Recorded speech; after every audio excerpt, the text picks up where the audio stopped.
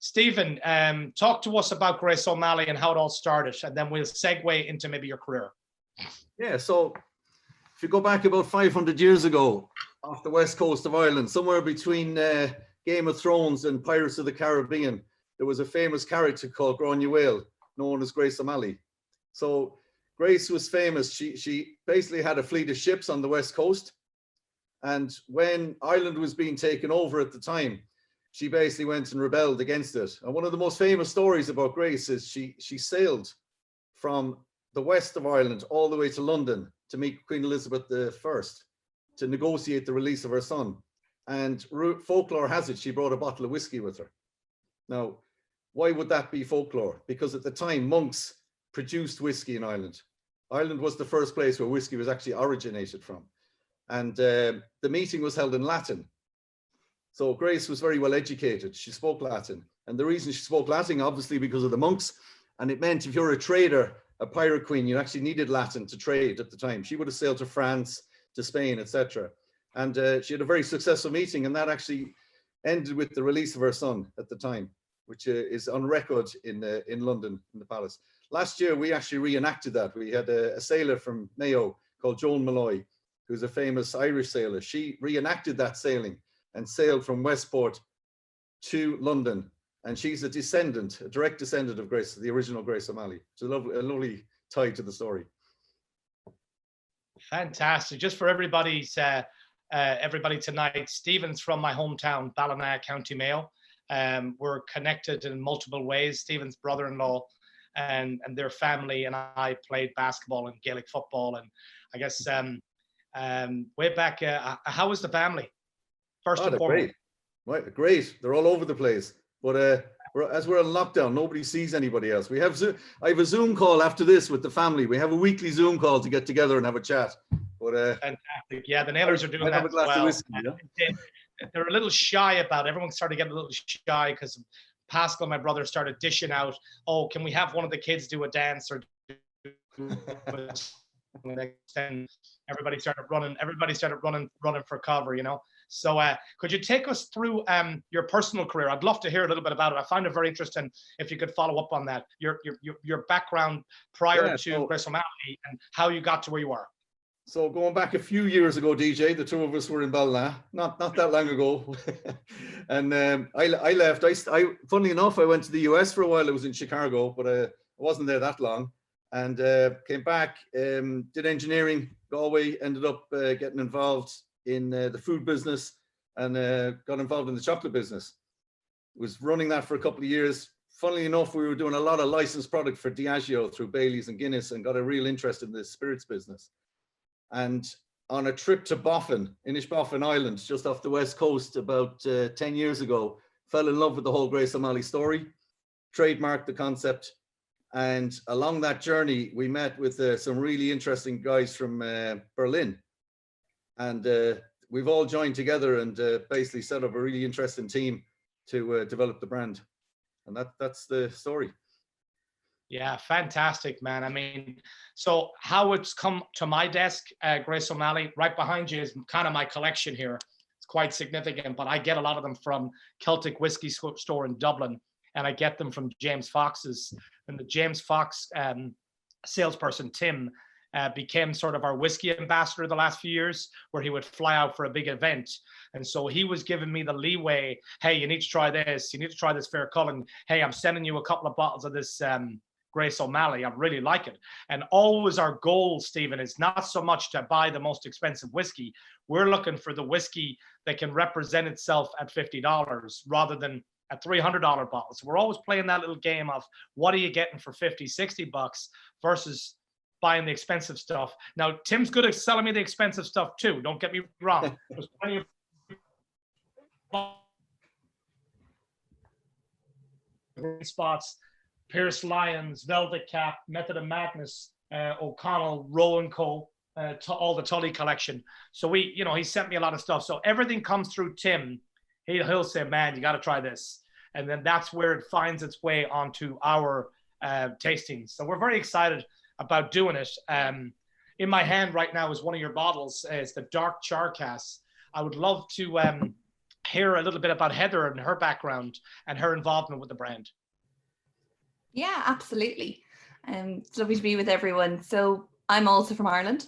Actually not the West, unfortunately, but I'm adoptee at this stage, I think, of Mayo. So my background is I worked for Board B of the Irish Food Board over in Germany for a few years. So I have, again, the kind of German link. And then I came back to Ireland 18 months ago or so, and I just was really passionate about the Irish food and drink industry. We produce such amazing quality products. And then the Grace O'Malley opportunity came up, and I already had an interest in the whiskey industry, but the concept of Grace O'Malley really spoke to me. You know, the whiskey industry, I think it's fair to say, is, you know, traditionally more male skewing. And I really just love what the guys are trying to do with the Grace O'Malley brand. It's not about creating a brand for women and just, you know, oh yeah, women, you can drink this whiskey. It's more of an inclusive brand for everyone. And Grace O'Malley, the character herself, was this seafaring clan leader matriarch. And I think she's really relevant in today's society. You know, I think women, everyone can relate to Grace O'Malley. She was a woman ahead of her time, and we're just really excited to share that story with people. Fantastic. Any relation at all to the famous Clancy family, the Liam, the Donalds, anything there? No, unfortunately not. I don't have a musical bone in my body. The running joke is that in my family I would be given a spoon and a pot, but my sister can sing, but unfortunately no connection to the famous Clancys. Stephen, turning sideways a little bit on this, what is your outlook for your brand and for your thoughts on the Irish whiskey business? Obviously, the pandemic had an effect. The great thing about whiskey about it is it can still sit the age, right? So it doesn't do the harm it might some of the other more perishable businesses.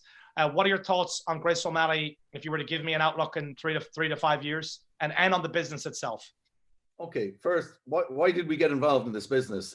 First of all, we had an interest in it. That was number one. But it's a business that's growing. The whole whiskey scene in Ireland is electric at the moment. So when we were in Ballina years ago, whiskey, there was, I think, 2 distilleries in Ireland. There was Bushmills and Middleton. And then Cooley set up roughly after that. And Tullamore set up a couple of years ago.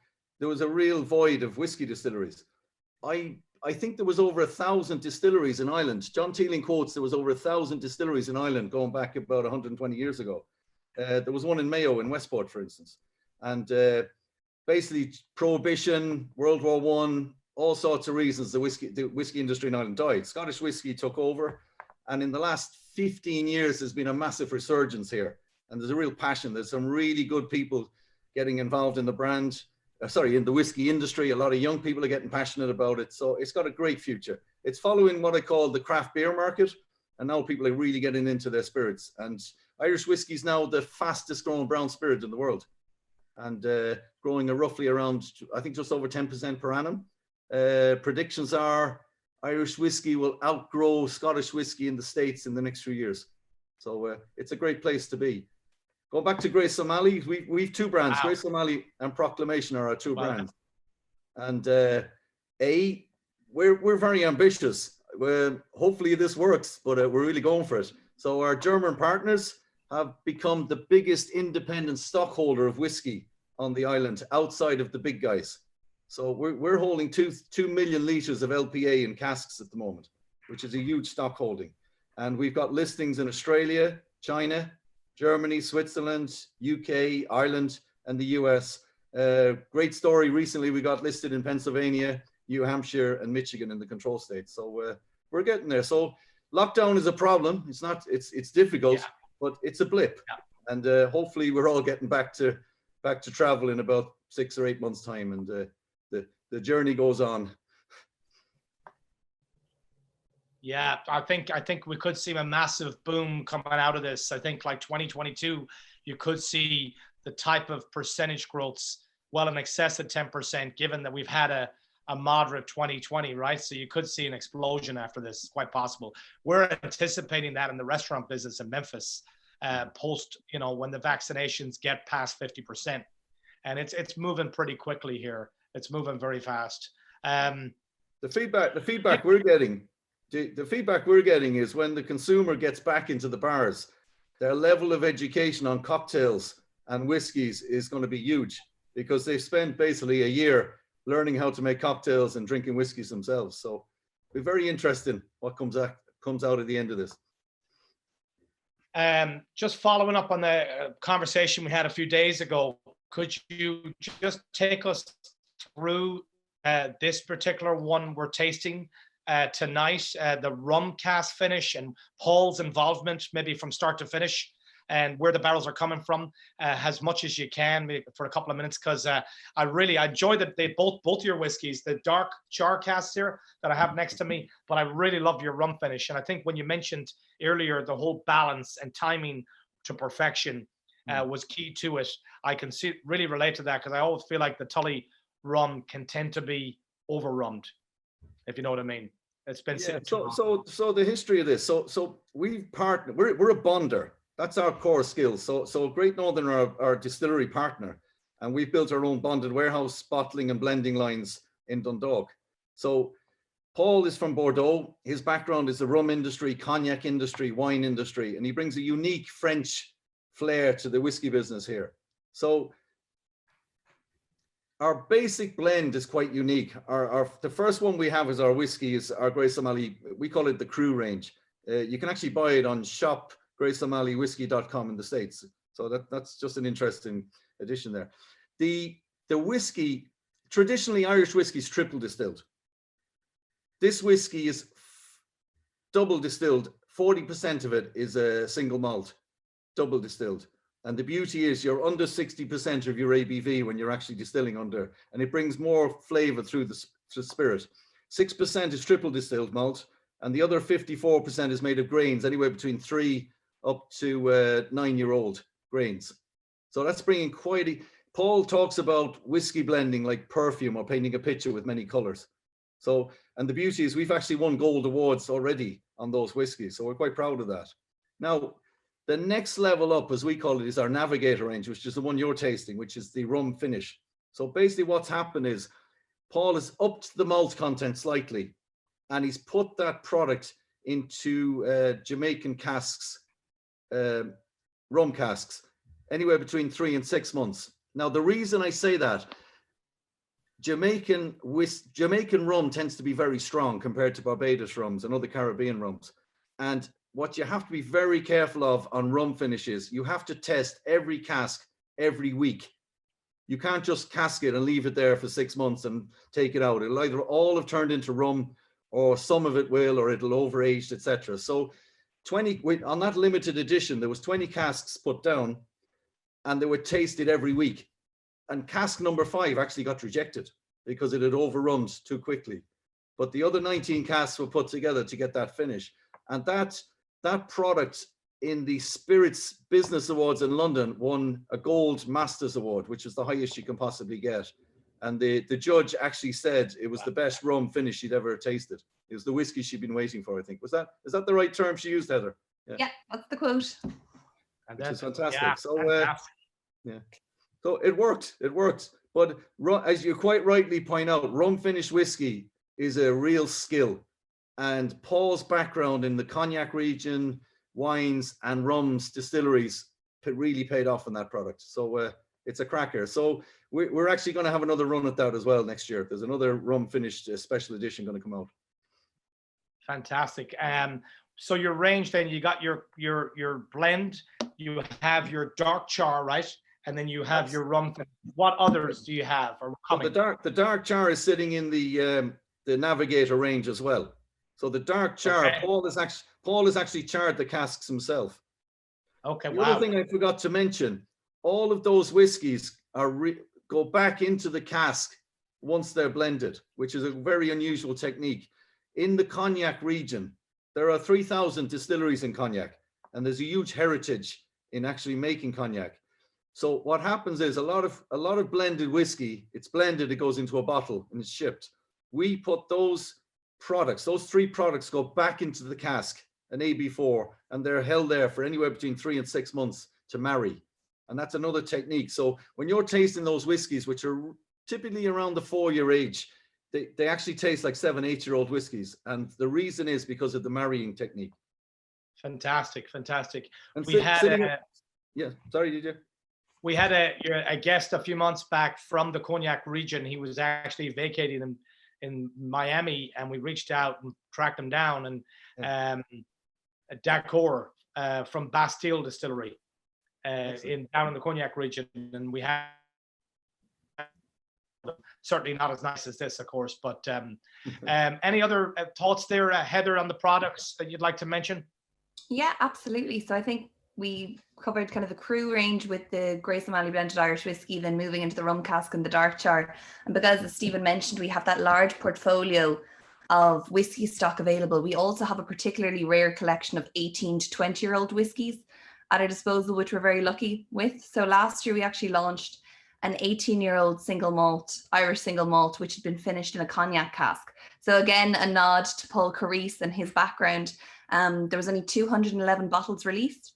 And this is something that, you know, this is where Paul's skills really gets to shine. You know, this is where he really gets to have some fun and experiment and take these beautiful whiskies and finish them in all sorts of exciting and innovative cask finishes and everything else. So we have some exciting things coming down the line on that in the next few months. Yeah, very exciting. Love to get a bottle of that. I'm sure it's well gone, right? There's a few. There's a few still kind of, we eked it out very, very slowly this time, but there's also... I had a hard time picking up some more rum casks.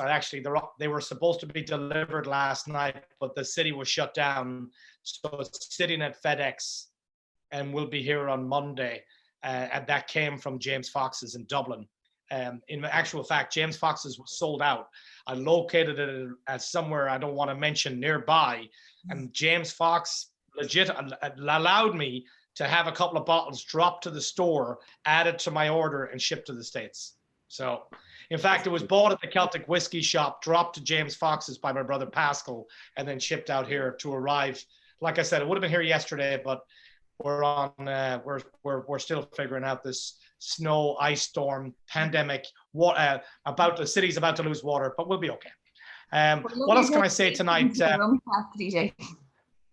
What's that? I love your dedication to getting the rum cask.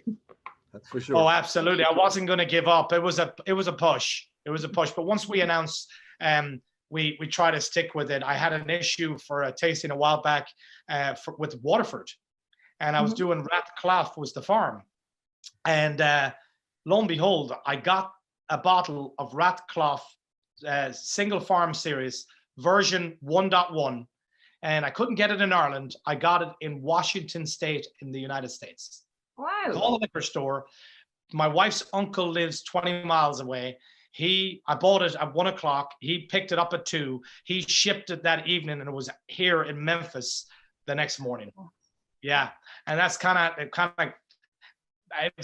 of crazy stuff, but it's mainstream. We try to stay away from the mainstream, kind of what you're doing, right? We feel like we're in the craft beer business as well when it comes to the whiskey.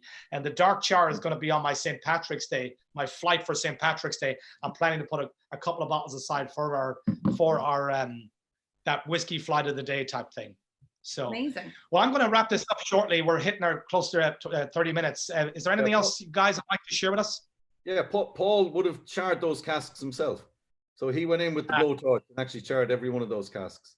So it's what level of charring? Do you know? 4, isn't it? 4, yeah.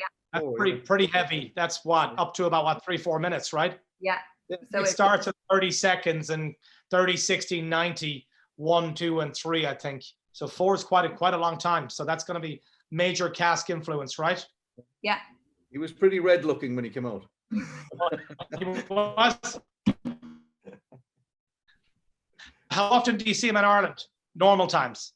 Once every 4 weeks normally. And we DHL over to Bordeaux. He has his own laboratories and sample rooms there as well. So that's the way it works. It's been difficult. I have to say the last 12 months have been very difficult because we're basically working across, sending samples over, taking samples, sending them back. But we've got our own team now on board as well. So that's a big help. Yeah, I mean, with us and the pub, and the other stuff we have, every day is a unique challenge. Like we woke up this morning and literally got a text message, food trucks are not running. So there was the fire drill for that. The snow and ice is starting to disappear here. We're having the effects of that. So it's a new challenge every day. And it's kind of, I mean, it's challenging, but it's also testing us, and maybe hopefully, you know what they say back home, what doesn't kill you makes you stronger, right? Absolutely. You wouldn't pass a pint of Guinness across the Zoom there, would you? I don't have one here, but when I'm doing the tastings during my virtual tastings, I always have a Guinness in my hand. Now remember, here it's only 1 o'clock, so you're very welcome there. Too late. I wouldn't really get started till at least 4 o'clock, Stephen, you know? Well, So we'll have one next year, right? When I'm over. yeah, I will track you down for sure, man. I really appreciate you guys coming on, both Heather and Stephen. Really excited to when we get off this call to put the whiskey in the glass and give it a sip. Any notes you want to talk about, flavors, nose, palate, finish, features on that particular rum cask? Yeah, basically you'll get a sweet, you'll get vanillas. You'll definitely pick up the rum after the first hit. What's unique is you don't get a burn. A lot of whiskeys burn the back of your throat when you taste them. The high malt contents bring the flavors through, the malty notes. But what you don't do is get a burn in the back of your throat, which is where we set out to achieve. So what we've heard from quite a lot of people, kind of, especially on the palate, they get kind of dried fruit cake, and then on the finish, like a lovely long kind of coffee finish nearly. So I'd be really interested to hear what you think and what everyone who tries it out thinks. And we always love to hear the different notes that people pick up on it. But like Stephen said, the vanilla but definitely that kind of some people even say Christmas cake style. Christmas cake, yeah. I've enjoyed it. Like I said, I've gone through, I think I'm in my second bottle at home. Okay. And for the tasting, I think we're going to go through 2 or 3 bottles. So just one before I go, DJ, that's another interesting addition to the family. We won the best Irish gin at the New York Spirits Awards a couple of months ago. So that's launched in the US as well. So we're what quite kind of junipers in that? Yeah, and it's made using heather. We pick heather in the West. Wow. So what part of the West? Ackle? More, funnily enough, the last time I was picking it was along the Killary Harbour along Linan. But wow. And the family are not too happy. I keep stopping off as I'm driving with scissors and a big bag. And love it. I love it. I love Killary Harbour. I love Ackle. I'm really missing Ireland. It's been it's been 15 months now since my last stop off there. I usually do something like Scotland, or the 2019 I was in Spain 3 times, and 2 out of the 3 I stopped in Dublin the way back. Right. You know, so you know, Liverpool, soccer, all that sort of stuff. Well, listen, we'll get right up here. I really want to say thank you very much. I do miss Ireland. This makes me feel like I'm home, and I'll probably have an early pint, you know. So without further ado, I'd say thank you very much. I hope the lockdown ends for you soon.